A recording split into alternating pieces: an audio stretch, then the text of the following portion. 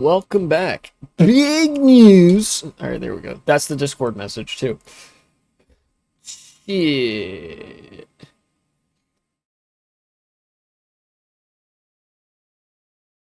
Okay. This shit at the ready. Give me that shit at the ready, please. Thank you. Okay. Great. Perfect. Perfect. Here, I actually need to write one more thing down as part of the list here. This is a later stream than I'm used to doing, but I had a late lunch. Went out, grabbed a burger with my dad. Let's see.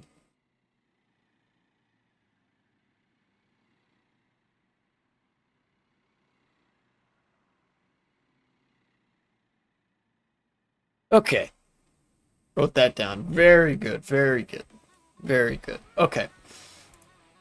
Sorry, I'm repeating myself an awful lot. I'm just trying to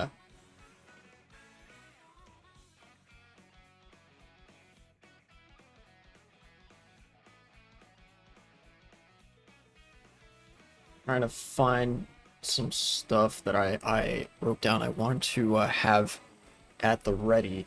God dang it. I always come to stream underprepared. Astroflick, welcome back. Just out of curiosity, around how much did your streaming setup cost? Well, it depends on which part of it.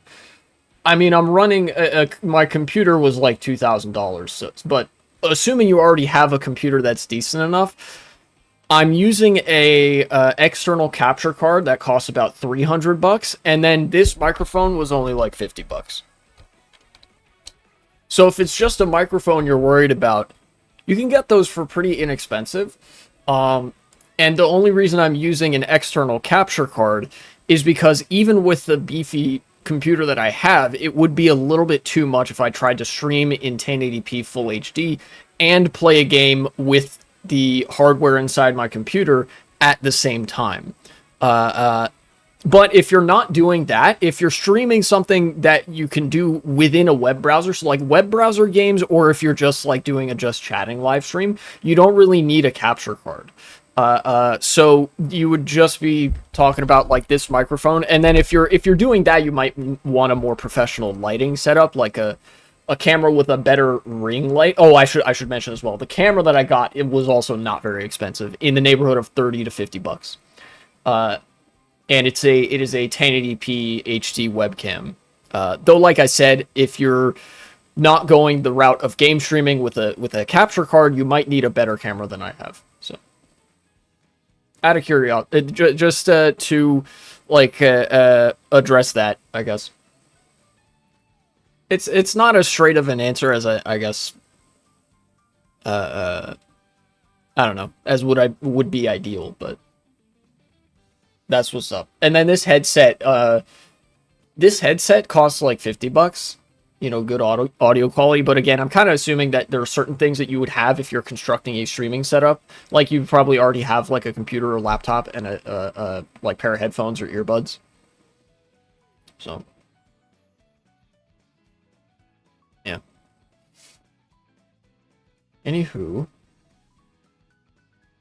I wanted to. There were a couple of very newsworthy things that occurred. One of which I actually wanted to react to. It's kind of a short video. Let's go to the map here, and I don't know why the character does this, but like your little character drives around automatically when you're not in the game on free roam mode. So I was not here last time. I was like down here somewhere. Yeah, it was at Great Block Ruins.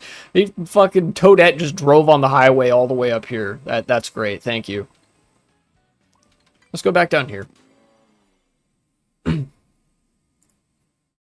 I actually kind of want to start with the thing that would demand React content.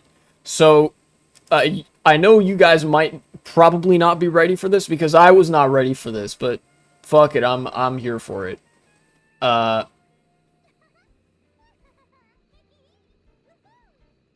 so we have actually an extremely rare example of the centrist being left behind happening from the other direction. That is to say, the far right alienates, like, a more moderate part of its coalition, to the point that they effectively become Maoists. I don't know if you guys have seen what the Lincoln Project has been getting up to lately, but let's take a look. Alligator. Whoa! You could probably hear that. Let's take a look at a browser tab. Let's see. React Andy properties. The Lincoln Project. Thank you. Yeah. You guys see that okay? Make it a little bit bigger. So, this shit was extremely funny on Twitter. The Lincoln Project was just going off. I'll provide some analysis after the video, but first let's watch this video that, in my opinion, is extremely funny. I'll try to in just a second here. Let me see. I don't. Okay, it would be space. Rare example of radical liberalism. I think they transcend the boundaries of even what liberals would be willing to do in this situation. Let's have a watch. Lincoln Project writes, "One day, Alligator Auschwitz will be filled with the ones who built it. Already a green flag, because Democrats aren't even calling it Alligator Auschwitz. They're calling it Alligator Alcatraz, for the most part. You know, politicians and stuff."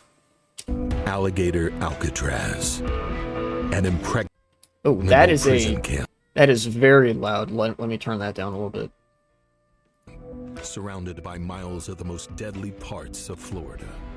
Poisonous snakes, fierce and hungry alligators, miles of unmapped swamps, storms, hurricanes, fierce heat. No one's getting out of Alligator Alcatraz. The people in Alligator Alcatraz are subhumans. The worst of the worst. Alligator Alcatraz is going to teach these criminals a lesson. If you're upset by Alligator Alcatraz, just wait. Because when the Trump era ends, this is the big twist. We're keeping it open for the corrupt crypto scammers like Don Jr., who cashed in on the presidency. Keeping it open for folks like Stephen Miller, Kristi Noem, and Tom Homan, who ignore the law, ignore court orders, and deploy masked cops in warrantless raids. We're even keeping it open for the state and federal agents who abuse their power. You built this, MAGA, and some of you will enjoy the view from inside the wire.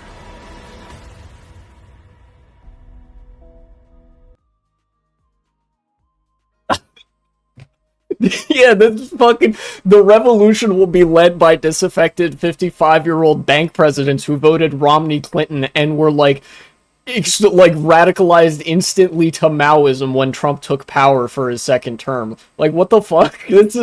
They have sailed directly past what the Democrats are talking about at the moment, just because of I think actually an extremely rare ideological cocktail, right? I know that it's entirely possible that the folks at the Lincoln Project are just in it for that bag, right? Like many other grifters, some of whom they critique. It would be very easy for them just to be in it for the bag and to not actually believe in this shit. But that's not funny enough. I think it's way funnier, and in fact, I think in a way actually more likely that these are some people who have been genuinely so disaffected because they never were really in bed with Trump. Like, from the beginning, they didn't like Trump. These are the extremely rare instances of Republican holdouts that have refused to enter this sort of coalition that Trump and his allies have built, and that the rest of the Republicans have sort of bent the knee to. At every step that the Republicans and Democrats have capitulated to Trump, it has alienated these people more. It has alienated the Lincoln Project more each time. I think this is a genuinely like you could actually, to inject some like Marxist analysis, this is the product of accelerating contradictions in a liberal framework that is turning into fascism. Eventually, the question will face every single person and politician in this political system that is plugged into it to any degree. Which way? Socialism or barbarism, right? And the face of barbarism in America is Donald Trump. Make no mistake about it. And the Lincoln Project had decided early on that they were not going to choose the side of Donald Trump, no matter what. Now, am I saying, like, wow, based Lincoln Project, they are socialist now? No, definitely not by name. But I think that there's an underlying adherence to democratic, even if it's just democratic, like, institutionalism, there's an adherence to democratic norms that is fundamentally incompatible with the modern state of both the Democratic and Republican parties especially at the federal level. And I think that is actually driving them further and further radical, to the point that like they might accidentally their way into being like Stalinists or something like that, which would be the funniest possible outcome to me. And it seems like this has already happened, because legitimately, oh, I didn't know that you could just break these. Okay. Legitimately, they might be cooking. Like they've fucking gone from like, we just have some principled disagreements with our other like Republicans or whatever, to like Nuremberg didn't go far enough, right? And I know it's like, this might be one of the most extreme takes that I have, but I agree. These people need to fucking face like the music in the most extreme way possible for building like this fucking concentration camp. And I think that if the Lincoln Project adheres to democracy as a concept, like, or I guess maybe they would call it republicanism, the more they decide to reject fascism, unironically, the closer they get authentically to embracing like communism, which is really funny, you know?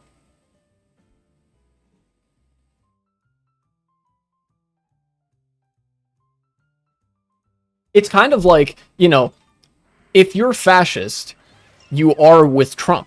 But even if you were nominally, like, closer to fascist, if you are anti-Trump, that is going to turn you into something that is like the opposite of fascist, right? Like if you are following what the Trump administration does, and you are like firmly opposed to it at every turn, every single thing that they do, regardless of like whether your party actually approves of it, you will eventually find yourself in the company of socialists. And I think that's actually what's happening here. I could be wrong. Somebody who's like, yeah, democratic socialism definitely seems like the next step for a lot of Americans to embrace when the ideological I don't know, process here is progressing along. But like legitimately, this is so funny, you know? Like Democrats, it's really funny because Democrats love to whine and whinge about moderate Republicans. Behold, the moderate Republicans. This is what the moderate Republicans look like. You want a coalition build with the moderate reps? Like, all right, I present to you the Lincoln Project, who wants Trump's head on a silver platter and wants to like put all of them into the concentration camp that they have built because they can never be allowed to touch power again. It is genuinely one of the funniest things that I've seen. And I want to believe that there's an ideological pipeline that's actually being traversed here. Because the Lincoln Project is its whole identity, the entire political identity of this project is that they do not like Trump. They do not like Trump and his administration, and they are committed to opposing it basically by any means necessary. And you know, like I said, eventually by any means necessary is going to mean you have to pick between socialism and barbarism, between something that represents democracy and something that opposes it. And it seems like they are progressively, well, not in the political sense, but like as this progression goes on, it seems like more and more they are picking the avenues that are pro democracy and anti-Trump, which, like I said, is eventually going to lead them into the company of socialists. Which I think is very funny.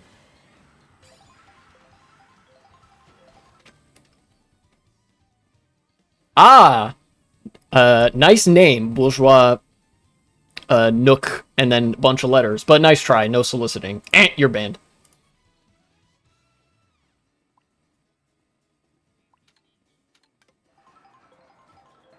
Ah, there's a panel here. Okay. What if I go through here? It shoots me out that way. So anyways, based Lincoln Project, Comrade Lincoln smiling from beyond the grave, fucking, you know, the fascists will know the inside of their own prison, in due time. If they actually want to make the Republican Party the party of Lincoln again, as the name suggests, they would instantly become left wing. Yeah, and I feel like that's, like, again, I don't know how likely it is, but that is the funniest possible timeline that we may or may not be entering here. That, like, they start to, they start radicalizing themselves to the left for how much they sort of idolize the identity of Lincoln's Republican Party, and how much they hate Donald Trump, and how much, like, they don't like his Republican Party. The one thing I could see getting in the way of that is that a lot of these people are also Reagan Republicans. You know, like from the Ronald Reagan era. Like you said, 50-something-year-old bank presidents that voted for Romney in 2012 and Clinton in 2016, right? You know, and genuinely, it does actually resemble what the Lincoln Project is saying here, and what they are putting out does resemble the belief of the vast majority of liberals in America, that they want Trump's head on a fucking platter. You know, they hate the guy, and they hate everything that he stands for, and they're like, feed me the fucking blood of the oligarchs, you know, so that democracy may live again, or some shit like that. You know what I mean? I don't know. Reserve all right, you know, by all means, reserve the right to be incredulous about things like this, but I think that it is really funny, and also, like, if it's a sign at all, I think it has to be a good sign that the acceptable window, even if they're only going for social media clout, the acceptable window of how anti-Trump you have to be to get that sort of positive attention has shifted radically to the left. And that's a good thing. And it's also very funny to be like, yeah, Nuremberg didn't fucking go far enough. All these crypto scammers, all these ICE agents, they didn't even stop at government officials. They said, agents that follow this shit, you're going in the detention camps when this is all said and done, all right? You don't get to see the fucking inside of a government building ever again. So, you know, based Lincoln Project, very comradely behavior. Thank you. Very cool. Cut the segment.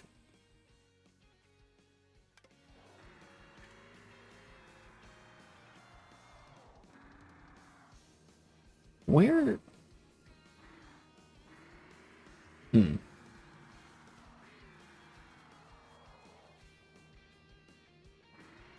let me fall, please. I'm trying to find, there was an island that I saw on the way up. I had a, thing. Maybe I just need to go off this ramp. Yes, it's over there. How do I do that, though? Oh, I think I know how. Go here. Then, yeah, there we go.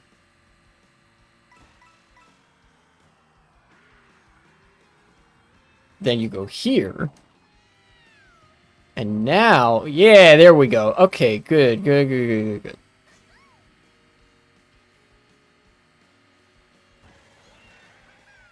Now from here, I think there's only one more panel for me to get. Yeah. Reagan was absolutely a bad person and president, but I do appreciate his corruption and evil deeds were more hidden. Trump is so blatant and trashy, it makes me embarrassed to be an American. Yeah, there is something about the nakedness of corruption and graft and pure disregard for any functionality that institutions could even potentially offer in the Trump administration, that makes them simultaneously more damaging to the reputation of America, but also I think in some ways less dangerous because if you have that legitimacy behind you, you can get away with doing a lot more bad things. UFC thing at the White House is just the most white trash thing ever. Oh, yeah, 100%. No, I fucked up. Ah, dang. Where's the cannon that takes me back up there? It's over there. Okay.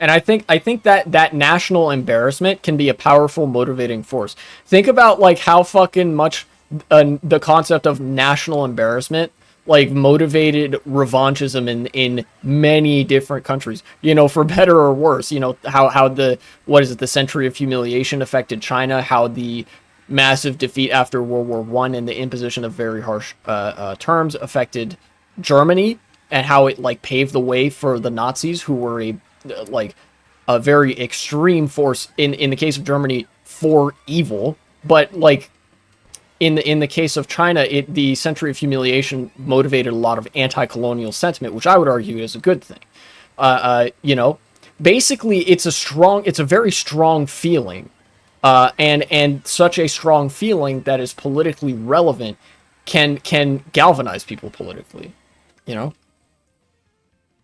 It's wild that our century of humiliation literally started in 2001. Like, it lines up so perfectly. Yeah, now that you mention it, that is actually, like, the perfect start date for, like, the American century of humiliation. You know, where it starts with, not necessarily, you know, with the terrorist attack on September 11th, but with, like, the American response to it. How we just started tweaking out on the world stage. And how, like, you know, we just kind of invaded countries that had nothing to do with it, right? And then, you know, and then from there, tore apart, like, social safety nets in the name of, like, harming minorities and shit, to such an extent that now America actually was on the leading edge, I guess you could say also bleeding edge, but, like, on the leading edge of anti-immigrant rhetoric in the Western world. America was one of the first countries where the far right was very successful in grabbing power. You know, a lot of the far right parties in Europe and far right leaders in Europe and in South America and whatnot were likened to Trump because Trump took office before those elections happened. The same trends were brewing in a lot of places, but, like, we are really ahead of the curve on our own humiliation, I guess. Let us hope that the rest of the world can learn from our horrid, rancid-ass mistakes.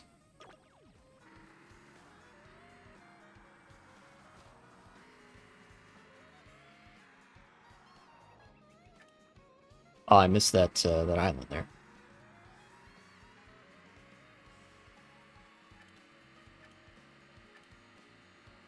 Oh, Toadette is very enamored with falling that far out of the sky.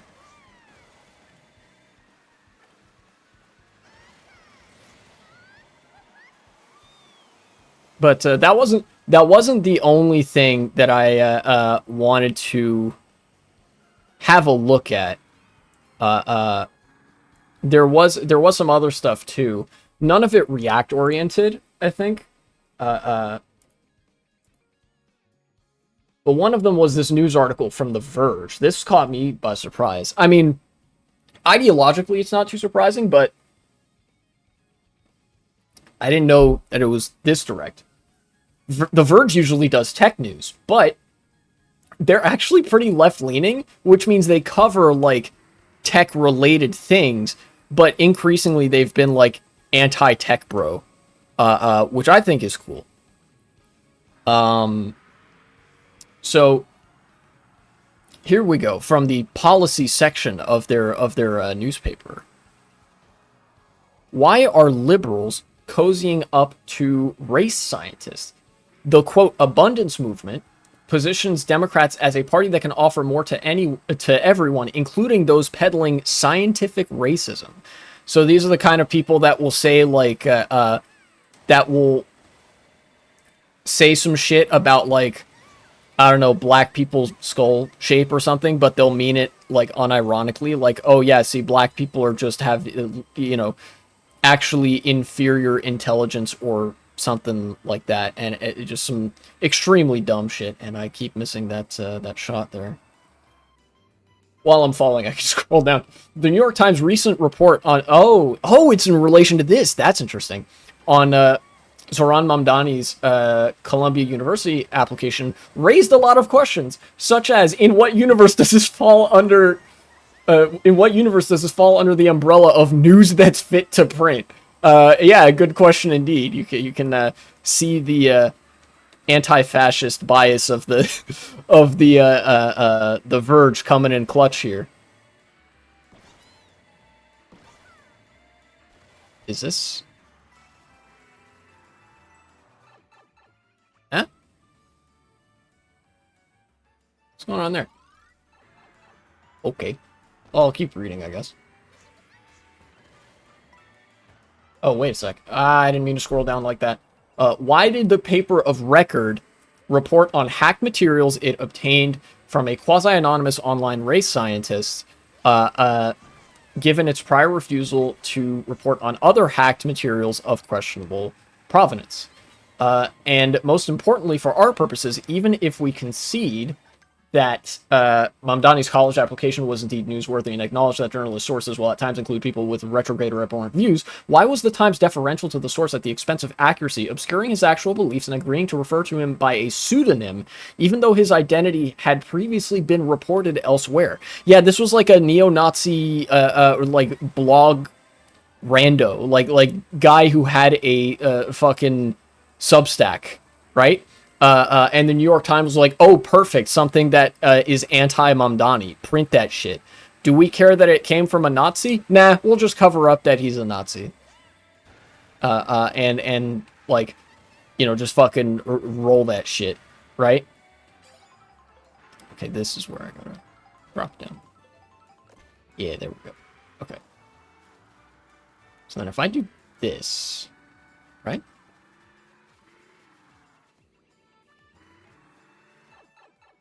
The latter note may seem like a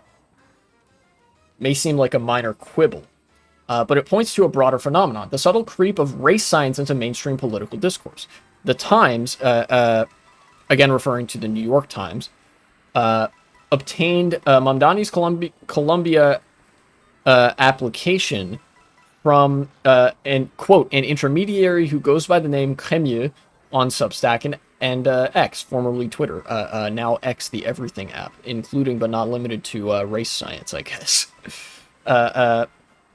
Who reporters describe as, get this, an academic who opposes affirmative action and often writes about IQ and race. The New York Times described a fucking loser neo-Nazi blogger as an academic. Motherfucker, like, I don't even know if this man has a college degree or anything, but like the fact that he, I don't know, is associated with the Times, or I guess they get off to the concept of like laundering the image of neo-Nazis, so I guess they call him an academic for that purpose and that purpose alone.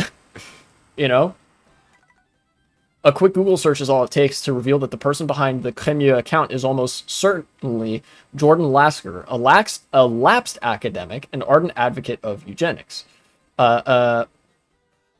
It's technically true that Lasker, Crémieux, often writes about IQ and race. In the same way, it's technically true that Donald Trump speaks often about immigration. It would be far more accurate to say Lasker writes that black people are inherently and cognitively and congenitally less intelligent than white people. Egregious as it was, this incident is not isolated, nor did it come out of nowhere. The idea that race and IQ are connected... Oh, oops. Might be... See, I'm looking at the article. I'm not looking at the road. What's known as race realism or human biodiversity. I've actually never heard that second one. Has become the conventional wisdom on the right. in the years since Trump was first elected. The notion of human biodiversity underpins the Trump administration's efforts to do away with both affirmative action and DEI programs. These are the programs in hiring that's like, yeah, comply with like the Civil Rights Act, so you're not literally like discriminating in hiring and workplace practices against like black employees and shit.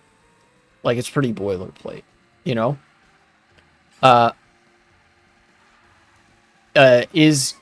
If success is downstream from intelligence, and intelligence is determined by race and heredity rather than access and opportunity, inequality is the product of biology, not policy. And if inequality is the product of biology, not rather than policy, any attempts to eradicate it will be ineffective at best, and at worst, it will elevate the inferior at the expense of their superiors. So the argument here, like the purpose of race science, is to effectively launder the image of racism into something that is good, necessary, and smart, actually, by saying like, well, you see, actually, because if we weren't racist, then like society would collapse or something. I don't know.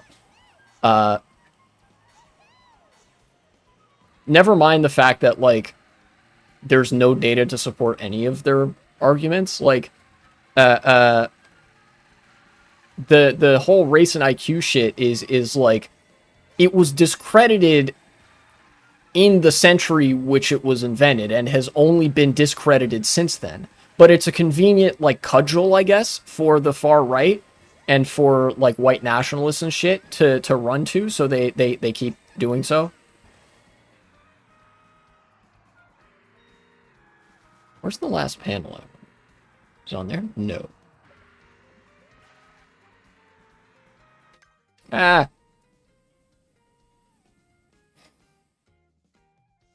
This is not a new argument. It is the thesis of Richard J. Herrnstein and Charles Murray's controversial 1994 bestseller, The Bell Curve, and more broadly, the intellectual heir of the centuries-old tradition of scientific racism. Prominent liberal institutions have, for the most part anyway, not yet endorsed the 21st century iteration of race science, but they have helped launder it into the mainstream nonetheless by legitimizing its proponents while simultaneously obscuring their actual beliefs. This is exactly what the New York Times is doing here. It isn't saying that like white people are inherently more intelligent than black people, because they know that like they would be full of shit for saying that. I mean, they know they're full of shit anyway, but they know that like they wouldn't be able to get away with that. So instead, they are laundering the reputation and identity and beliefs of the author of a third party, so that they can in the future make headway in a different sort of way to saying, oh yeah, see, these people actually know what they're talking about. These people being the quote-unquote race realists. In the wake of the 2024 presidential election, Democrats have scrambled to come up with an explanation for both Kamala Harris' loss and the Republican Party's gains with voters of color. That, of course, do not revolve around their own incompetence, because, Democrats will literally do anything other than trying to engage with the mechanisms of liberal democracy in a way that, like, acknowledges the humanity and flexibility of the ideologies of their constituents or whatever, or acknowledges that their constituents are even like real people with real interests, The prevailing opinion among a certain cohort of liberals is that voters are tired of identity politics and want politicians to focus on kitchen table issues. If you'll notice, this is actually the exact same thing that Democrats have been saying since the 1990s. Legitimately, the Clinton administration said this. The Clinton campaign, both Clinton campaigns, all three Clinton campaigns said this until such time that it became useful to basically invent identity politics in its modern form, specifically to undercut progressives and sow division within the left. Curious how much of the Democratic Party's most brilliant brainchildren involve shutting the left out of politics while simultaneously ceding ground to the right. They're very good at that. They're very good at losing ground on behalf of the left and gaining ground on behalf of the right. Anyways, this was already, well, the Verge points this out. This was already the prevailing opinion before the election. How convenient that they chose an explanation that didn't challenge their priors in any way. But now it has a flashy new title, Abundance. The idea, as presented by Ezra Klein and Derek Thompson in their new book of the same name, is that Democrats should be the party of more. More housing, more jobs, more opportunity, more clean energy, more prosperity. But to get there, they argue, we must do away with onerous regulations that impede progress. It's just neoliberalism again. They fucking invented neoliberalism too, and they were like, no, but like this time it'll work, guys. I swear. You know, it'll be great. Trust us. You know? Meanwhile, me and every other American sitting here like, no, we don't trust you, actually. I don't believe you. Okay, cool. Now I can go down here, I guess.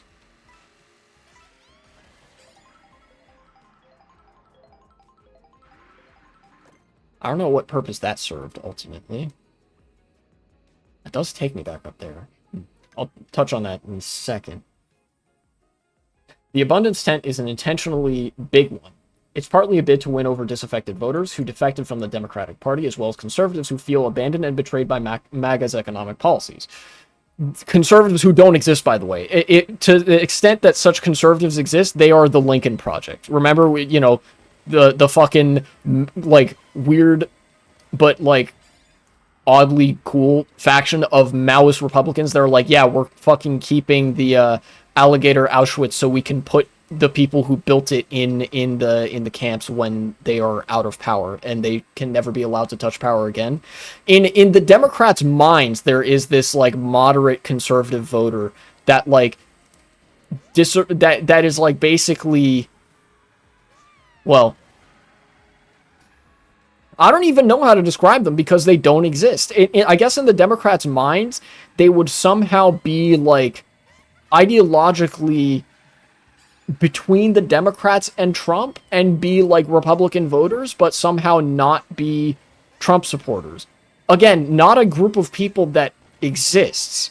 So again, I almost don't know how to describe them because it's a fake group of people. But nonetheless, it was designed basically as sort of a haphazard attempt to get back into the messaging game without really changing anything about their policies or about their platform. In this sense, abundance isn't too different from Democrats' post-January 6th effort to woo never Trump Republicans by pivoting to the center, thing that they've been doing since the 90s and has only ever lost them ground since they did it in the 90s. But abundance liberals were also seemingly entering into political alliances with race scientists. For example, Thompson's appearance on Richard Hanania's podcast. Hanania, for those of you unfamiliar, jealous of you, by the way, those are the words of the author. Kitchen table issues are things like healthcare and rent and education costs, yet for some reason I never hear conservative Democrats talk about that. Yeah, it's because kitchen table issues, when you hear that term in politics, it means the idea of issues that matter to the working class without actually talking about issues that matter to the working class. Lowering rent? Nuh-uh, that requires upsetting landlords and capital. Making education more attainable and cheaper? Nuh-uh, that requires upsetting capital. Fucking healthcare? Nuh-uh, that requires upsetting capital. So they can't talk about any of those. They gesture to things like inflation, something that does have to do with money, but something that they can safely gesture at without bringing up any specifics. It's almost like it's like a thought-terminating cliche. If you bring up things like healthcare and rent and education, there are things that you kind of have to gesture at. Lowering the cost of healthcare, Medicare for all, free college, and like rent freezes and building more housing, right? All of those will upset their donors. But they have to cultivate that base in order to win. And when there is a conflict between the needs and interests of a voting base of people and the needs and interests of a donor class, they will pick the donor class every time because the Democratic Party is a private organization that needs money to function. Right? Does that make sense? So basically what issues they can fix without being cut to capital. That's exactly right. When Democrats say kitchen table issues, they don't actually mean the issues that people, like things that people struggle with and talk about at the kitchen table as they're eating dinner. Things like mortgages, rent, healthcare costs, education, because that will require them to basically be Marxists to meaningfully address those issues. No, what they mean is like, you know, basically trying to play both sides of it in a way that doesn't offend the benefactors, but that window has been like steadily growing smaller over the years, right? Democrats used to actually have more of a spine. Oh, there's the last panel. It's up there. They used to have more of a spine. I wouldn't go as far as to say they had a spine because, you know, they're politicians. There's only so much spine a politician could have, right? But they didn't always used to be like this. Does that make sense? If not Marxists, at least FDR or socialists, social democrats. But like, yeah, you would have to be, at the very least, willing to go to that distance in order to address various issues that we're experiencing right now. Things like rent. You do like, and one of the reasons that FDR was so notable was precisely because he was actually willing to make capital upset. I read about that on the stream when I streamed on July 4th. We read that one of the things that turned off a lot of conservative politicians to FDR was that he started upsetting the business class, because the business class was like, whoa, hold on, this steps on our like profit margins and stuff. And he was like, yeah, you have a fucking problem with that? They were like, yeah, we're not going to vote for you. And he was like, okay, Lamau. And then he won 3 more terms.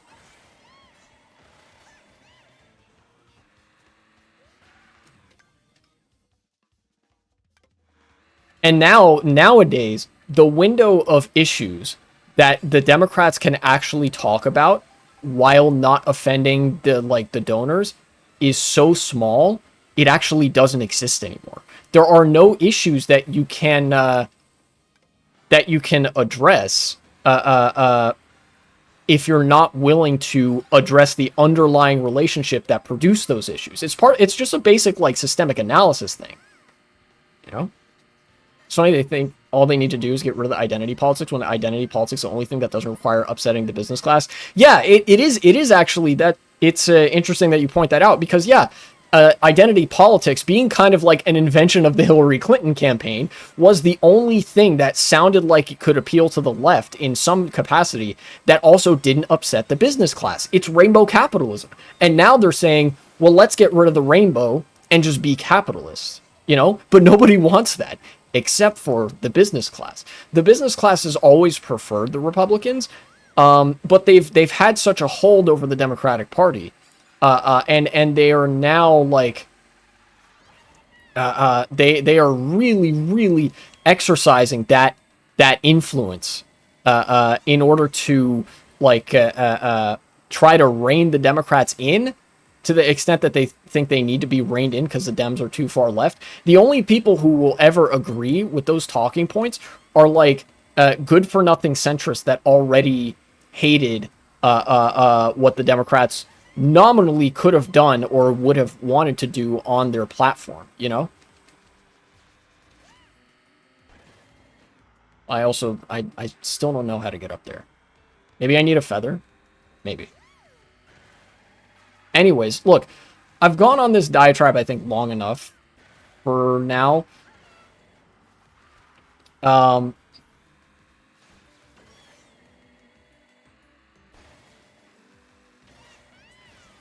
Whoa, what's going on here? Okay. Well, not gonna lie, FDR was the correct guy to run all the World War II thing and the whole Depression comeback. Yeah, he was.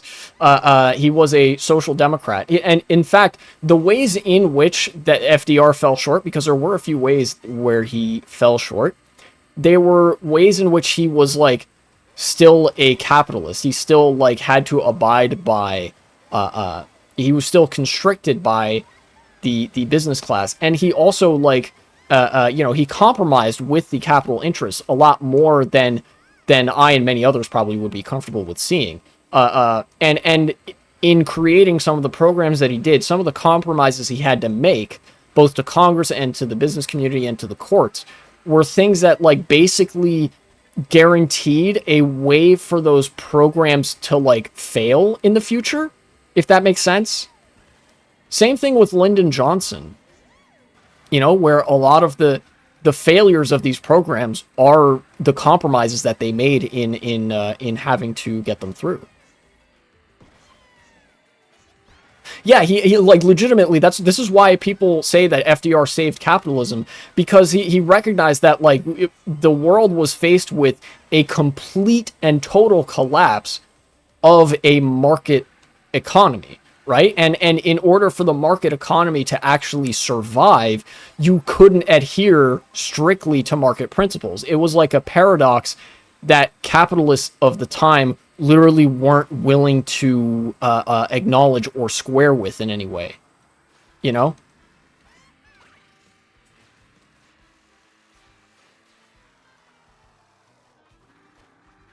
I bet there's an easier way to get up here, but at least I'm up here now. Yay, I got it. He also was a plus in American-Soviet relations. Yes, that's true. Normalizing relations with the Soviets, at least for a time, was pretty important. Let's see. Oh yeah, sorry. I was talking about. I was reading this article. It's always the progressives that fix everything. Yeah, and liberals conveniently forget that each time. They attribute the past successes to themselves and the past failures to the progressives after the progressives have done all the hard work. When they say like doing things in politics is like a thankless job, they mean it. You will never get thanked by anyone, the least of which the liberal, for like saving society from its own contradictions and collapse. But yeah, what's his name? Derek Thompson, one of the authors of the Abundance Agenda, like the book, and also a proponent of the political platform of the same name, which is basically neoliberalism, went on Richard Hanania's podcast. Richard Hanania being according to the article, an erstwhile member of the tech right and author of The Origins of Woke, a 2023 book about how wokeness originated, oh my god, in the Civil Rights Act of 1964. Bro, just say you want to say the N-word. You're not clever. It's really funny and like pathetic. It's like, yeah, wokeness is a huge problem. It's ruining society. And it all started with the law that made it illegal to segregate public places by race.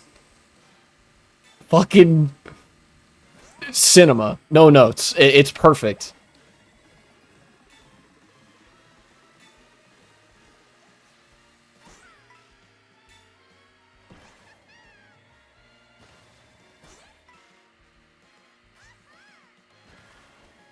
Not surprised. They started a war over not having slaves. Oh yeah, and you missed the earlier part. We're talking about, this is a guy who the centrist Dems have been warming up to lately. The centrist Democrats have been cozying up to these people. Let's see. Years before he was a published author, Hanania blogged under the name Richard Host. Shielded by his nom de plume, that's his pen name, he describes himself as a race realist, called for the compulsory sterilization of low IQ people, and describes himself as an opponent of miscegenation and race mixing. So, like, the fucking centrist Dems look at progressives who are like, yeah, we want, like, free healthcare and childcare and stuff. Like, the state should be providing that because these are essential things. We want, like, we want higher education to be free because education is really important. And, rents are too high. People are dying and starving and et cetera, et cetera. They were like, nah, I don't know about that one, chief. And then they fucking looked at this guy who was like, why, yes, I oppose the Civil Rights Act of 1964 and I oppose miscegenation and race mixing. And they were like, that guy, that's who we want in our political coalition to oppose the Republicans. guy who's literally a Republican.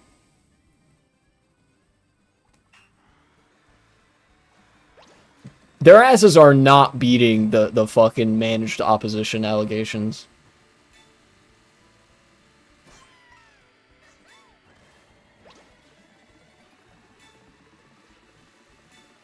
I don't think abundance is inherently bad, but looking at the United States right now and saying people just need more neoliberalism is a terrible read of the situation. Yeah, and the funniest the thing about it is that abundance was actually cribbed from AOC. Abundance back in the day when AOC was campaigning, they used the term abundance to refer to the redistribution of wealth from the people that had way the fuck more than enough downwards. Like, basically, we need to tax billionaires out of existence because, like, nobody should have $1 billion fucking dollars in capital to their name. That's like way too much. Nobody knows what to do with that much money, and distribute it to people who need it. That way there can be an abundance of wealth for everybody, and everybody can enjoy the objective abundance of wealth that society has created, that many people have taken great pains to create. It was a redistributive slogan. But these liberals fucking cribbed it to be like, oh, haha, see, there's already enough to go around. See, guys, you don't need to, like, redistribute wealth from billionaires and shit. You know, you already have enough, haha, right? Like, haha, it's fine, haha. Nervous laughter. And the Democrats teamed up with them because they're, like you said, Gotron, yeah, their only job is to make sure socialism doesn't happen. Hanania apologized for these writings. Ah, yes, the classic YouTube gamer apology. After they were unearthed by HuffPost, saying they were from a time when he truly sucked. None of this affected Hanania's career much, in part because of conservatives' opposition to cancel culture, and in part because the tech right is almost entirely made up of race realists. Rich people literally start a war if socialism even looks possible. Oh, yeah. It's you know, far be it for me to be the Soviet Union's strongest warrior, but legitimately, I feel like there would have been, like, for places like the Soviet Union and Cuba, and especially like Chile, Jesus Christ, things would have been a lot different if the United States didn't immediately decide to send the actual fucking military to invade those countries immediately after they had a revolution. It's possible things could have looked similar, and I'm not saying that this would have solved all the problems, but I am saying that it was really bad that, like, oh yeah, wow, socialist revolution happened in these countries, and the immediate response from the United States is, nah, that ain't right. We need to put the fucking tyrannical dictators back in power that were hoarding wealth and resources and stuff. So we are going to invade this country with our military. You know?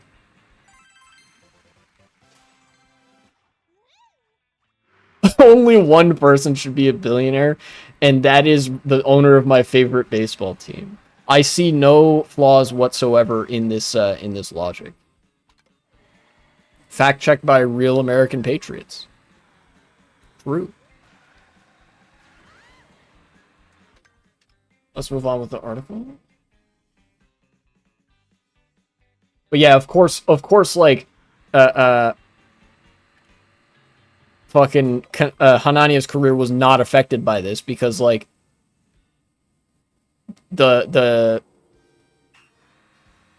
cancel culture was like a fucking right-wing thing, kind of always has been, where, like, they would always freak out if somebody got fired for saying the N-word, but then, like, they would rush to people's defense if they were caught saying, like, well, I guess I'd be repeating myself there. It always seems to be the people who are Nazis that don't suffer any negative penalties to their careers. And ultimately, I think that's just because Nazism is better for business than socialism. I mean, that's a pretty objective statement to make, right? Like, the Nazis coalition built with capitalists in Germany, and both of them hated socialists before, like, anything else. Yeah, rich people need conservatives, and that is, like, that's their team, that's their ideology. You know, the ideology of conservatism is manufactured to justify the hierarchy that the rich, you know, want for themselves. Hanania and Thompson may seem like strange bedfellows, not if you're ideologically literate, but Hanania's relationship with the tech right has fractured since Trump returned to office. Last December, Hanania took Elon Musk's side in a fractious online debate over H-1B visas.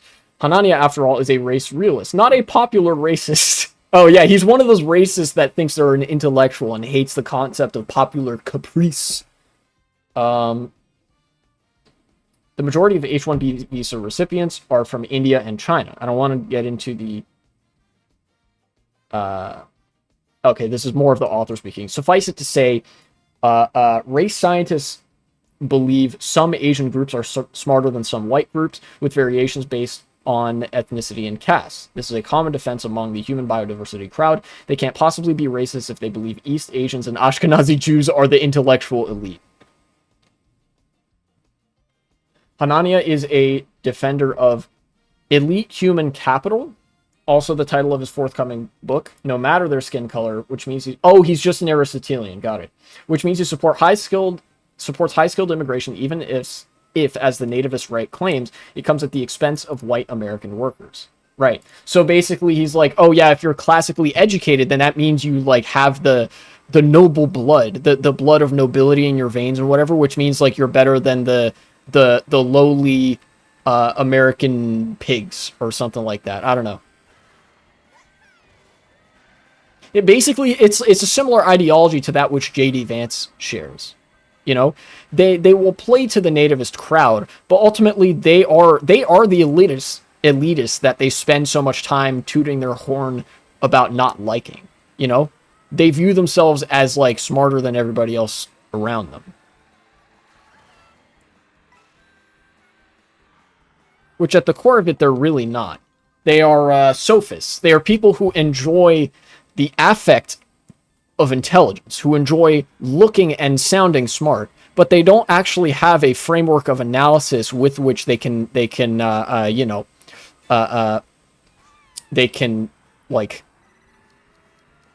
I don't know, analyze shit.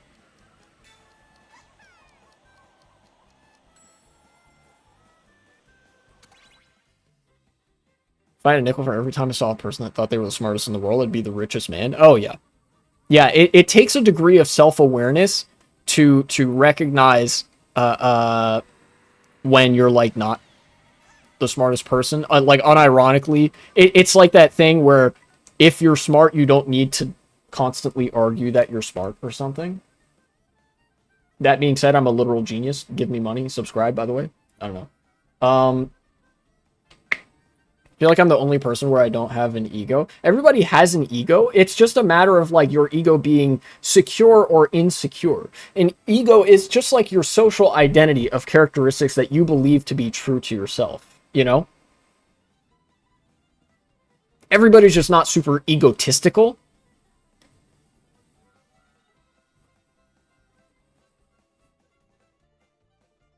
But yeah, the nativists seem to have won that debate, at least for now. Musk is no longer in Trump's ear, while Stephen Miller and other America First types continue to dictate Trump's immigration policies. Hanania told Semaphor's Ben Smith that he left Mark Andreessen's Signal group chat, which Hanania helped fill with prominent right-wingers in 2023 after it became a vehicle for groupthink. They probably weren't racist enough. He even claims to regret voting for Trump. Legitimately a higher bar of analysis from The Verge than from any other news outlet. Simply attributing his regret to an allegation, a claim that he regrets voting for Trump, because none of these people actually mean it, right? Like if you truly regret a decision, that means if you went back and revisited that decision, you would have made a different decision. Ask anybody who says they regret their vote for Trump if they would have voted for him again if the election were today. You know, same candidate, same shit, different day. You know, Donald Trump versus Kamala Harris. Do you think Kamala Harris would be the better pick, or would you vote for Trump again? 100% of the time, they would say that I would vote for Trump again.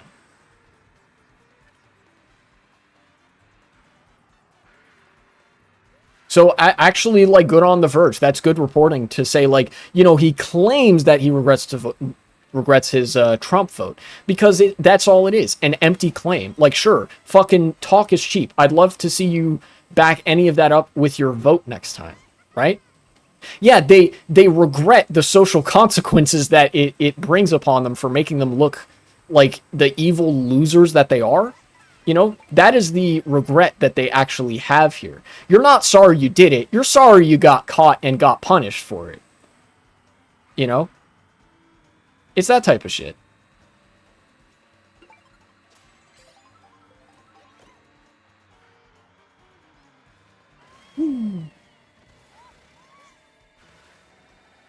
I think there was another panel that I could see from up there. So I'm going to go up here and... oh, right. Actually, I want to change characters since I've finished a bunch of stuff with Toadette.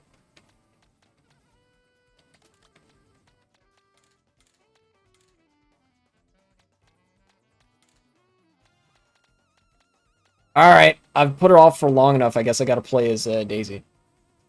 Or Peach. I'll play as Daisy.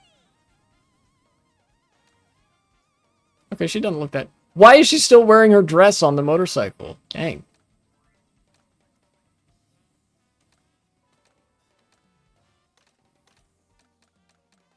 I'll drive this thing.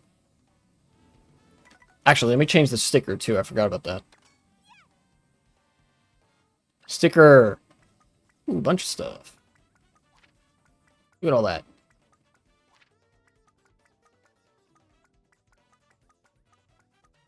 Dude, it's a flying Moai. I'm making that the sticker. Hold up.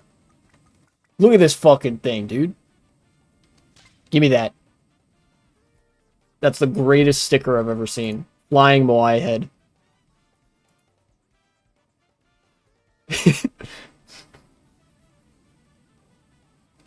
Reminds me, have you seen those people that have not talked to conservatives and think they can change them like the noble savage type? Yeah, there's a lot of that going around. That, unironically, product of either bad analysis or the propaganda machine of the news media. It is a very, very popular narrative to sell that, like, oh, yeah, the Trump types are, like, noble savages and whatever. It's like, oh, you know, they're good working class Americans and whatever. They need to, like, they do it differently if only they knew their interests. No, they know their interests. They just, like, legitimately, a lot of them would rather see, like, black people and brown people suffer than get to have anything good. Like, it truly is just, you know, they will take away their own quality of life just so that a black person can't also have it.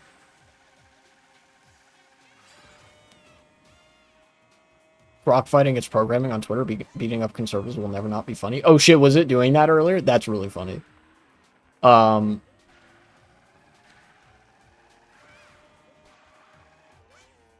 I haven't gotten to the part where they say, like, these guys have connections to Project 2025. That's the point of this article that I wanted to look at.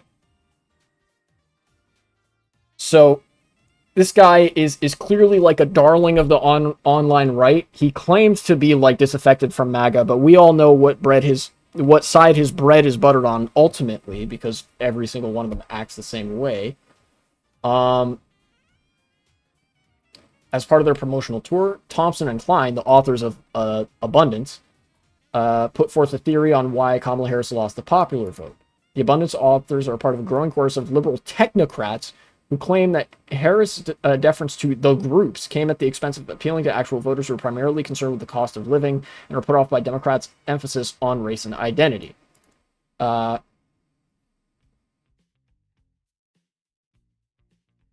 To get the solar punk future of Thompson and Klein's dreams, Democrats must not only do away with overzealous regulation, but also issue culture war issues and non-profits that espouse them. So basically, abandon human rights, embrace the fucking tech Native America or whatever the fuck. You know? Like, legitimately, these people are closer to classical fascists than a lot of Republicans. A lot of the Republican politicians that are, like, in office right now or you know, otherwise are relevant, a lot of them have an ideology, kind of a neo-fascist ideology, that is very heavily influenced by neoconservatism, right? where they don't necessarily believe outright in the supremacy of the state so much as they hate minorities, right? And like they want to use the state to oppress minorities. But I think Thompson and Klein and the abundance neolibs represent a much truer version of the classical fascist ideology, like from the 20th century, where they're like, oh yeah, the people, legitimately, the people cannot be trusted to run a country or an economic system. We must steward the interests of the nation for them, because only an educated elite that is economically separate from the masses is capable of stabilizing society, even at the detriment of the lowly poor, who ultimately they view to be like less than human. You know, that is very reminiscent of classical fascism in its supreme deference to the state. And it is very, very similar to what these guys believe. And it's actually like they're closer to that than a lot of Republicans are. Again, only because Republicans are capable of like engaging with democracy insofar as it's useful to them. They understand like what it implies and that it is a system like any other that can be used to achieve certain ends. The ends they want are simply extremely fucking racist. You know? And of course, I'm not saying that Republicans aren't fascists. I'm saying that they are neo-fascist. They are a version of fascism that was that started being developed with the Nazis, but only really came to the fore in the 20th and 21st century, where you highlighted like as the first priority of things, you highlight the queer community and other minorities and stuff, and you don't talk that much about the state. It's in a way it's like a rhetorical difference, but I would argue there are some implications materially that make this ideology sort of different. Nonetheless, they are still both contingent parts of the far right. One of them is simply a populist far right, and the other is the end state of the far right being very anti-populist. Seeing a guy say today's events, we are moving wealth from my boss to my landlord. God bless the USA. Goddamn average working relationship or some shit. Average work day.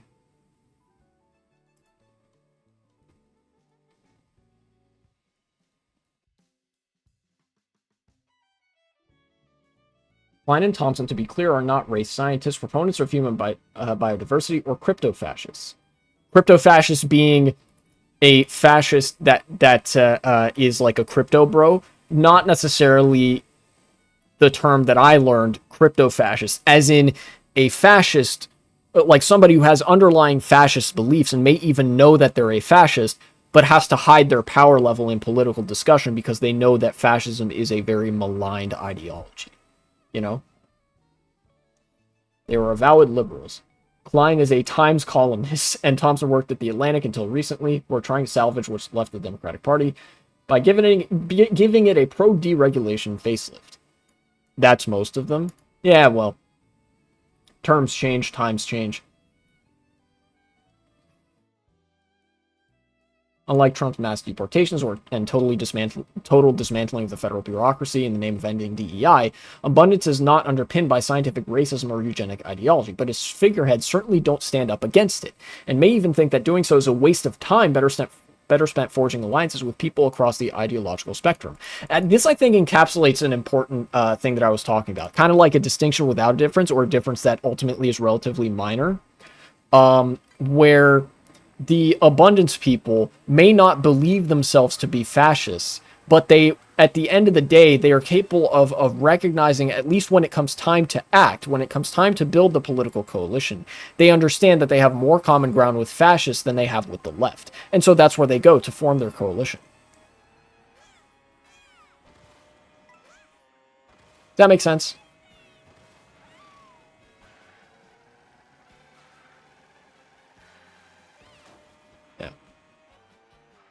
It's like they don't necessarily believe in the race science bit of it, but they don't have a problem with it.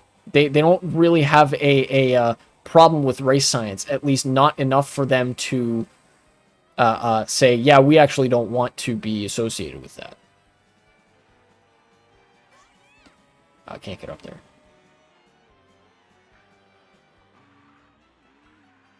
Watched the Superman movie. It was good. Oh, that's good. I heard it was woke. And so Ben Shapiro and the other Daily Wire people didn't like it. So.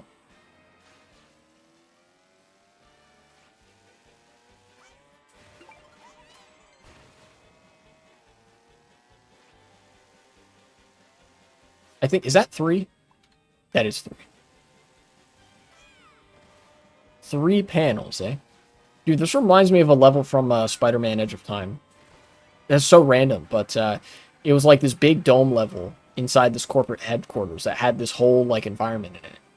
And you swung around as Spider-Man. You had to find certain objectives and stuff.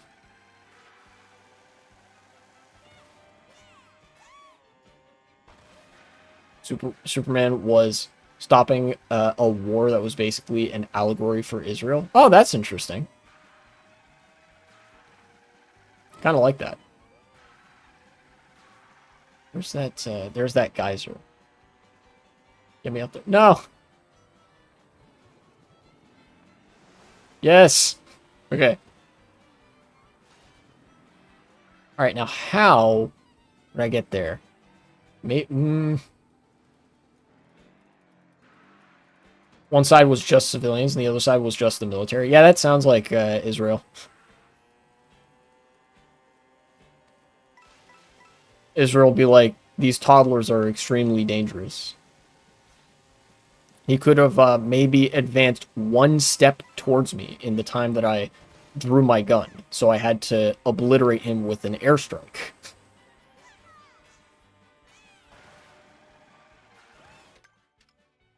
You're working with Lex Luthor? That makes sense. I mean, yeah, he's the bad guy in Superman, right? Okay, here's the big punchline, I think.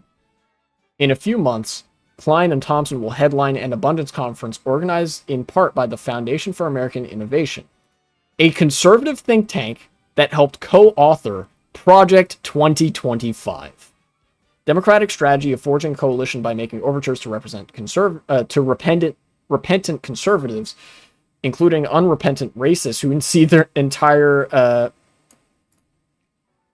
Oh, wait, right, okay. Abundance means more of everything, including more of the tired democratic strategy of forcing coalition by making overtures to repentant conservatives, including unrepentant racists who see the entire swaths of the population as inherently and biologically inferior. Yeah. So, there you go. The abundance people are fascists masquerading as not fascists, and it seems like they're only animating issue. To the extent that they get animated by anything, they get animated by people who are anti-fascist. That is to say, they really don't like anti-fascists. And they seem to be actually pretty okay with fascists.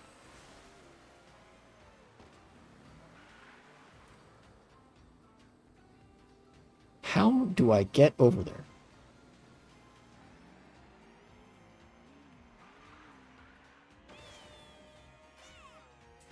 No. Dang.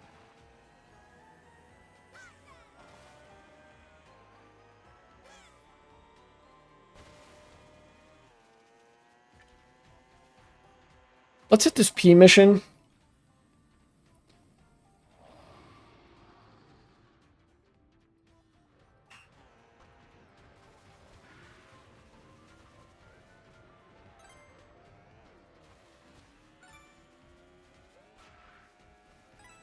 Ah, this is real slow off-road. Okay, okay. I'm gonna go over here. Grab some of this. And where's the last one? It's right here. Okay, good. Okay.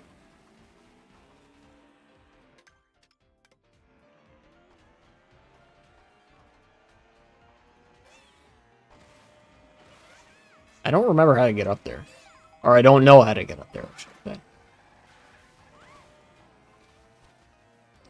I swear I could see 3 panels from this vantage point up here.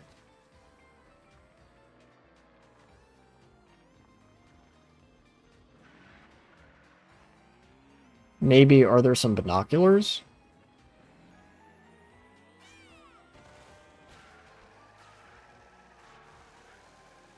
How long until the Mando thing was finished? What?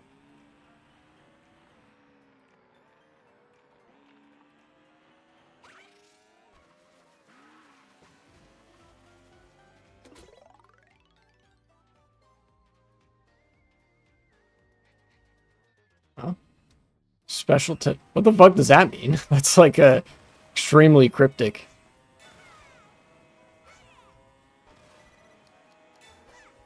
Ah, what? It's fucked up.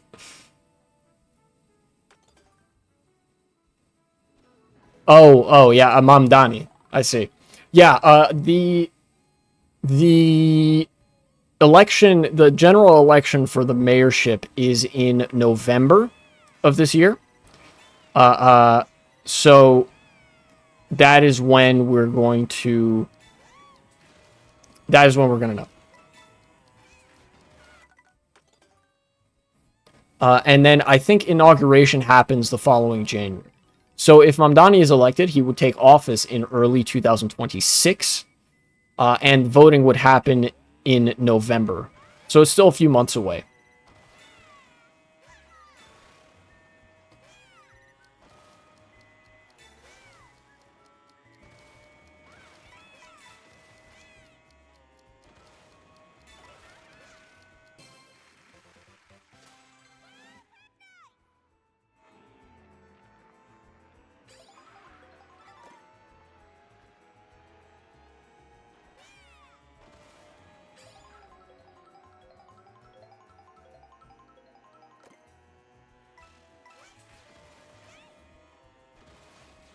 Got that one.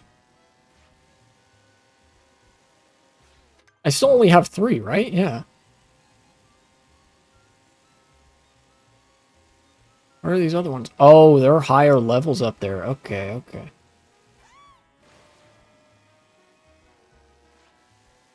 Let me try to... Let's see. This geyser's coming up. Let me hitch a ride up here. Right? And is there more up there? There is. There's another ledge up there. Oh, I messed it up.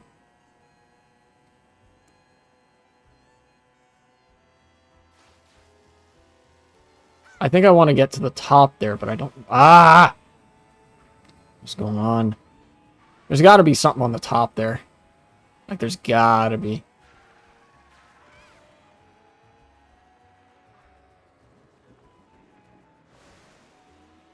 Here we go. Whoa, what's this?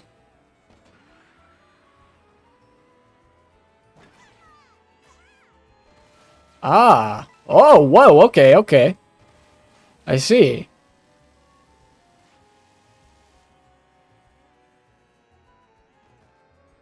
Oh, okay.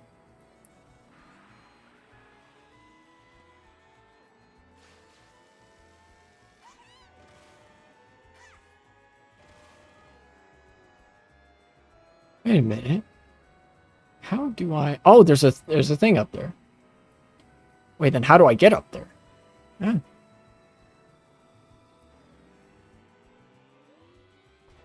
Probably like this, I guess. All right.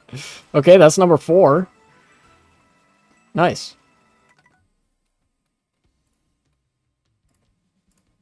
See, that one post where Trump said he won, he would send ice. Yes, I did. I have seen, not necessarily that post specifically, but I am aware that Trump has indicated that he like legitimately he's like, I'm gonna get rid of Mamdani if he wins or something like that. He can't be allowed to be mayor of New York City. He can't be allowed. It's terrible, horrible. He's just a communist and a crazy person. Just a crazy. Yeah, well, you know. Same old from El Presidente. There's coins back here. Now, where's that 5th panel?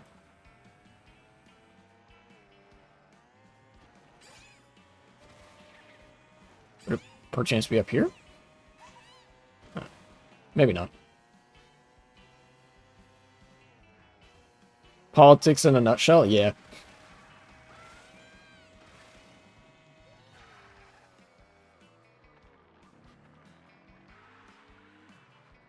Give me up here. Yeah, okay, okay, okay.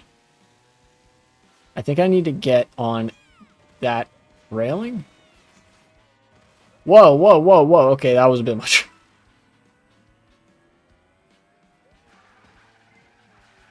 Yeah, you wouldn't believe it. Conservatives trying to kill people. Imagine my surprise at this stunning new development. Nobody can believe this. You know.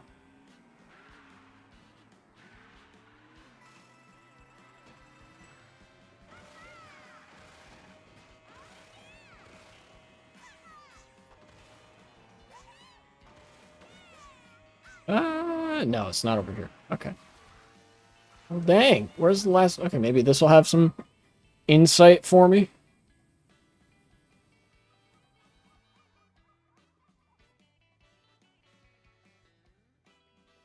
I got the one panel that's on the other side of that wall. Oh, there's the last one. Okay, that's not super hard to find. The problem is just how do I get up there? Oh, no, okay, I know how to get up there. I think I know how to do that. Alright, the panels on this one were not that bad to find, I'll be real. I just kind of had to pay attention. Whereas a lot of the other ones, even when I was paying attention, it was pretty bad. So you just kind of drop down here, and there we go. Cool. I collected a panel. Superman's biological parents said in the movie they wanted him to start a harem. That's fucking crazy, dude.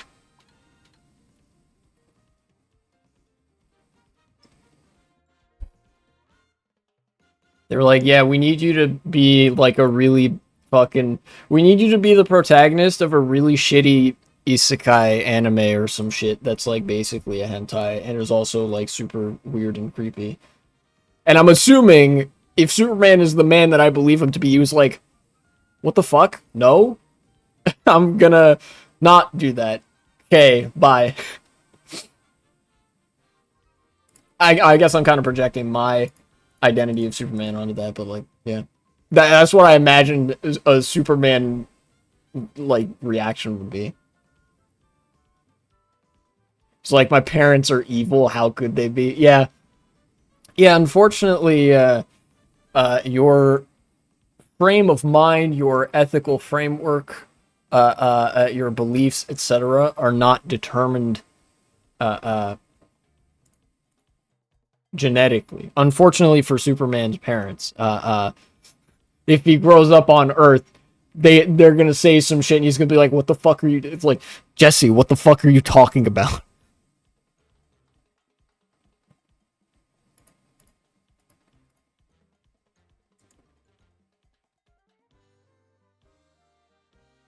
The footage was corrupted, and then Lex Luthor fixed it. Damn. Rare opportunity for Lex Luthor and Superman to bond over how big of assholes Superman's parents are, I guess. Like, his biological parents. It's like, wow. That's fucking awful. You know? Movie clarified multiple times that it wasn't fake. Yeah. I imagine, like, you could potentially, like, argue that, like, oh, it could be fake because, like, haha, Lex Luthor wants to sow an emotional rut into Superman or whatever. But, like, no, it doesn't really need to be fake. You know, it's like, you know, it's not, like, entirely necessary for that kind of thing to develop there. It's perfectly possible to, like, oh, wow, your parents just are really like that.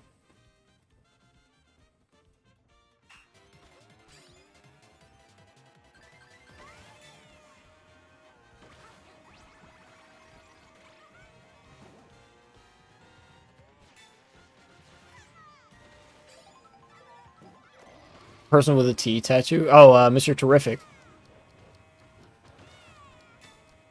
I think.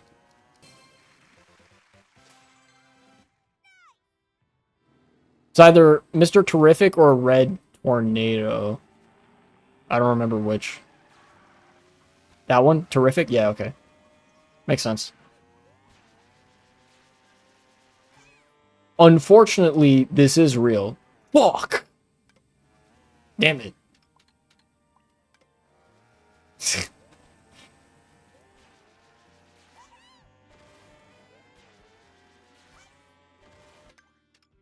What else did I even have on my list? Oh, yeah. That article that I read from the Verge, I don't think I'm going to turn that into a segment, because I think if you're on the left, you kind of already know the depths of like how stupid the abundance agenda is, and how like abundance libs are palling around with the far right and whatever. But it might be interesting to know that after the release of the Epstein files, or like the what was going to be the release of like the Epstein client list, where the Trump admin said, haha, just kidding, guys, there is no client list, don't worry about it, but also we're not releasing the names because like it would be detrimental to a lot of very powerful people. Actual argument that they used. The right has actually been kind of eating itself over that, over like the administration's handling of the Epstein client list. Yeah, everybody, like, here's the thing, right? A lot of right-wingers have so convincingly played dumb about Donald Trump being on the Epstein list, or rather not being on the Epstein list, that some of them had actually started to believe it. There are some people that genuinely, like, on the right, are just kind of like conspiracy brained, like peasant brained, and want the list to be released because, like, yeah, fuck them pedophiles, they suck, we get them all out of the government. And the problem with that for the Trump administration is they're all on that list. Everybody in the Trump administration, a lot of Democratic politicians too, which has led to a split in the right, particularly people on the left, to the extent that they are aware of these sorts of things, are pretty unanimously and casually of the belief, yeah, fucking release the Epstein list. I don't care who's on it. Like, yeah, we shouldn't have just this like fucking cabal of like profoundly compromised, like evil business people and pedophiles fucking running the country. Like, that's really bad.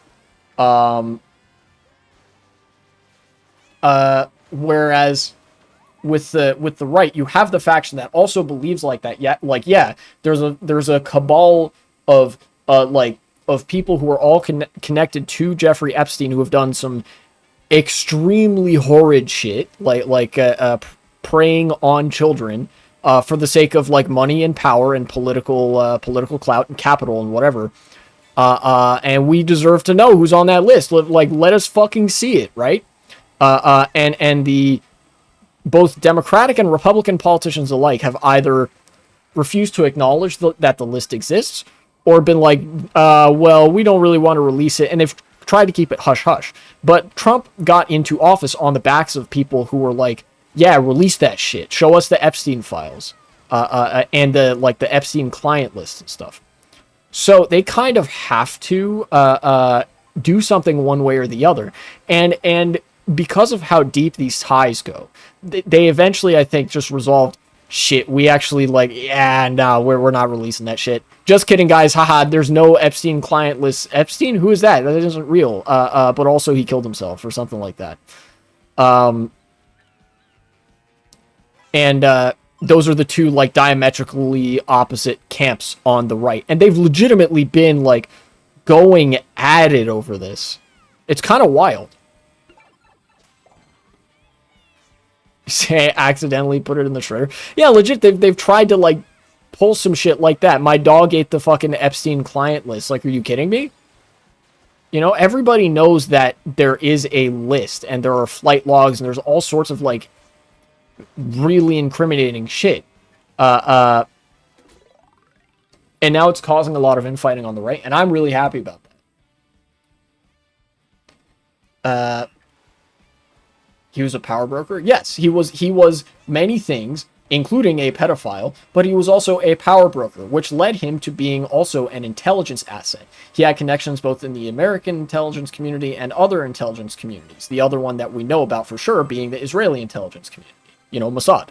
He was not a Mossad operative, but he was a Mossad asset, in the same way that he was a CIA asset, and an FBI asset, which is why he was so protected and had so many powerful connections, you know?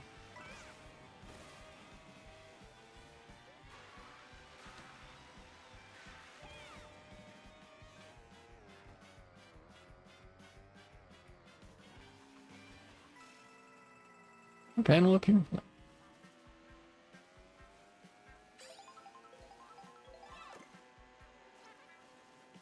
Panel? No. Really like there's no Warren Bossing say moment. Yeah, it was. It truly, they went from like, you guys remember when the Trump admin was doing these like performative stunts about like releasing the Epstein files, and like they did that whole photo op at the White House with a bunch of right-wing influencers like Chaya Raichik and whatever, who by the way is in the guys there's no Epstein client list, get over it camp. Like that's the side she picked in all of this. You know, they made a massive show of like handing out these fucking folders, these binders that had Epstein files written on it, and handing it to influencers, like right-wing influencers, be like, haha, see guys, we're you know, we're showing the world the Epstein files and all his like dirty secrets and shit.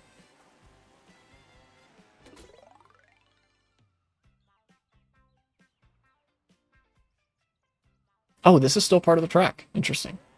Okay, because I saw a panel over there.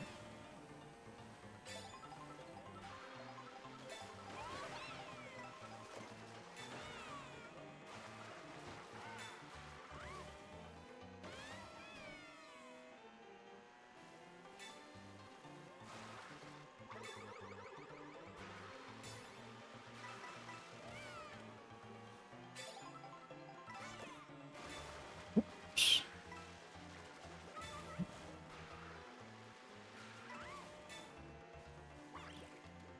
Is this, am I getting close to the end of this here? How many laps does it want me to drive around this thing? Oh, this is it. This is it. Okay. Wait, no, it's not it. What? What's going on?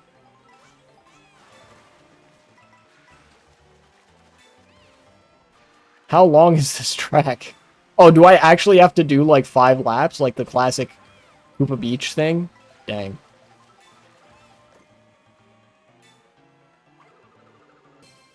Okay.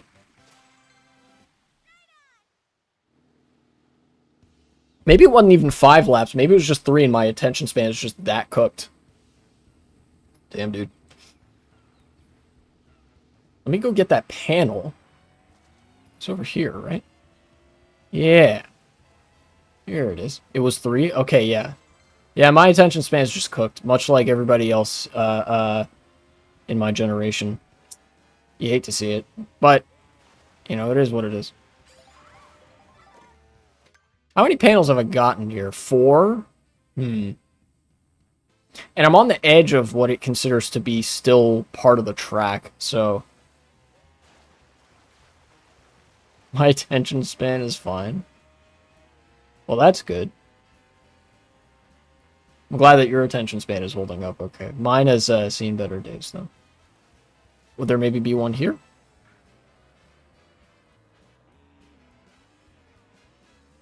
No, it does not seem so. Maybe here? Nope. Doesn't seem like it. Where would that last one be? Would I have to, like... traverse this? No. Oh, wait, no, it was right there. Okay, okay. Oh, that wasn't so bad. Nice.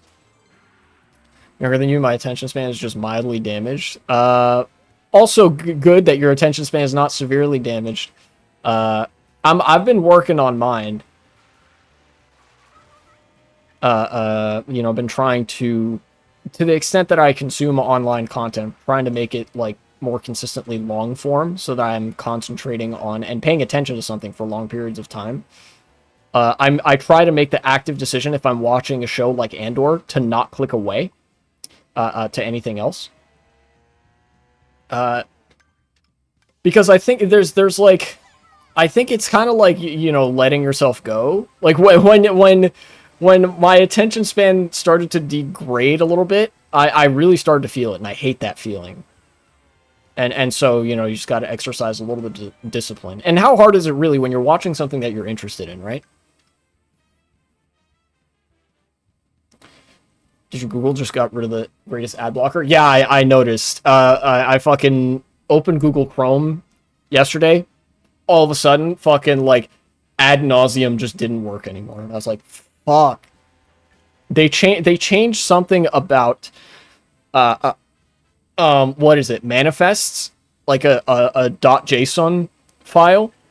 And that just, like, ruined the functionality of, it like, killed the functionality of, stuff like ad nauseum and uBlock origin.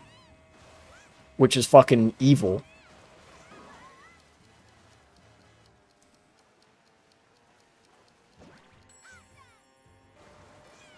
I gotta retry. Talking about uBlock origin. Well, ad nauseum runs off of the same kind of protocol as uBlock origin.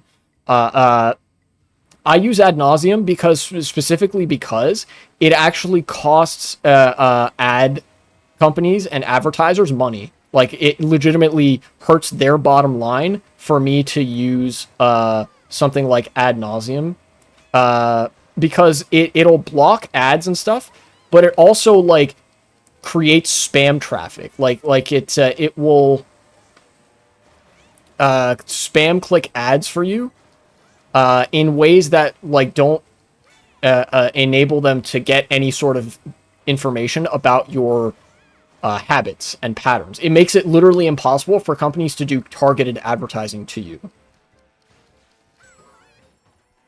Dang. Sad I can't ad block in YouTube. Yeah, it's fucking sucks. In fact, I mean, with that change, I am considering potentially not using Chrome that much. I used to use Opera GX. To my knowledge, it's actually still compatible with Opera, but Opera had like a number of performance-related issues that actually impacted my workflow and editing timeline. So I ended up not using Opera anymore. And I switched to Chrome, which was more resource efficient.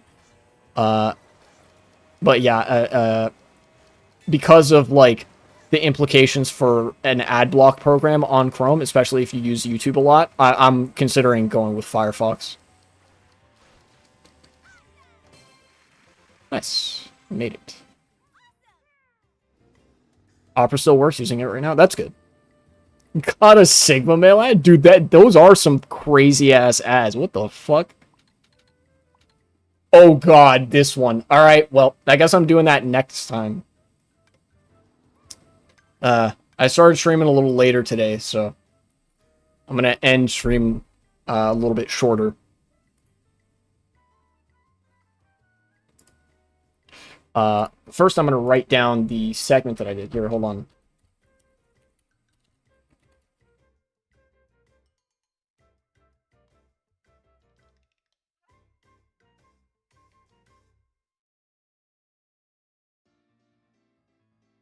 What would happen in the timeline where after the New York, after, like, Mamdani gets deported? I think that Mamdani getting deported would be, like, an actual point of outrage in America. In fact, I think this might be me being too hopeful. I think it would genuinely be a futile exercise on the part of the Trump administration. It would be an attempt to put the fear in progressives after the floodgates had already opened. There are already candidates running who have been inspired by Zoran Mamdani, and if you set the precedent by deporting Mamdani, you will have to follow through by deporting more progressives running in different areas, which is only going to drive the hostility towards your government up, and it's going to make the country hate you more. And it basically, they would have had to see Mamdani's victory coming and, like, arrest him and deport him before he started polling well. The window for that sort of thing to work for any sort of long-term objective, I think, has already passed, right? They're obviously going to be oppositional to him when he gets into office and shit like that, right? They're going to gesture at it plenty. But I think that they would create a martyr by deporting him. And they would galvanize progressives even harder by doing so. It would not have the effect that they think it would have. You know? And I don't think it's very likely. Legitimately, I think they don't want to risk upsetting people that much. Like, activating the progressives that much. So they're probably going to keep the smear campaigns as smear campaigns instead of like actually deporting him. They might send in ICE as a show of force. It's not out of possibility. It's very possible that they send ICE into New York and start harassing people there, right? But I think that like there's not really any point to like deporting Mamdani. They would have to deport him and then he would like come back immediately. Legitimately, it would be like the fucking triumphant return of Napoleon, where now they've just created a martyr who came back from the dead and will lead the progressive cause in America to victory and like shit like that. And I think as dumb as the fascists are, right? They're dumb in a way that's more characteristic of fascism, which is they're plotting. They're very like cynical and kind of like,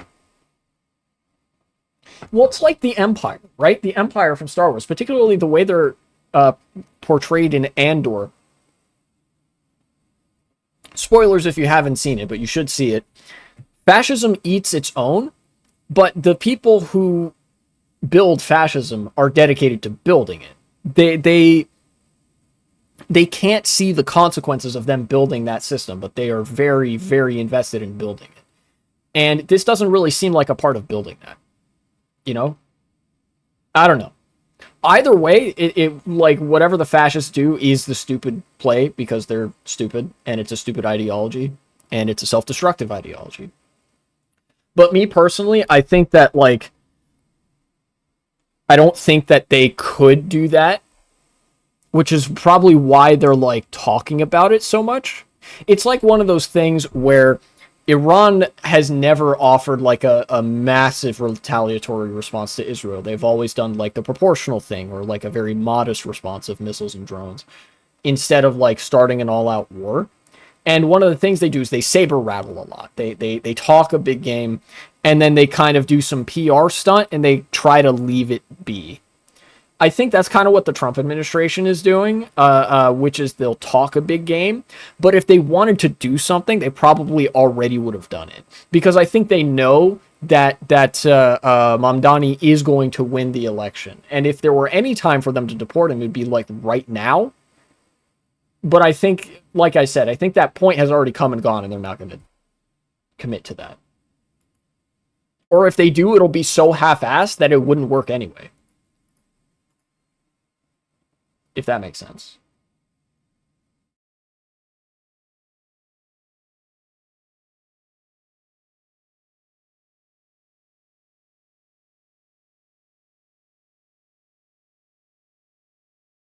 Dang, nobody I follow is well, Zane's streaming.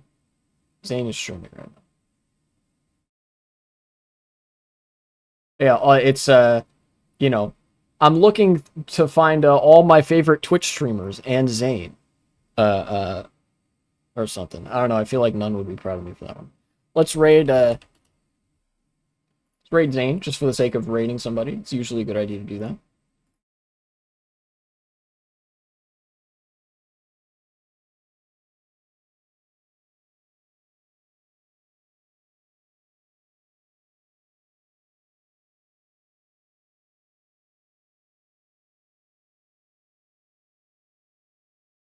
I will see y'all next time.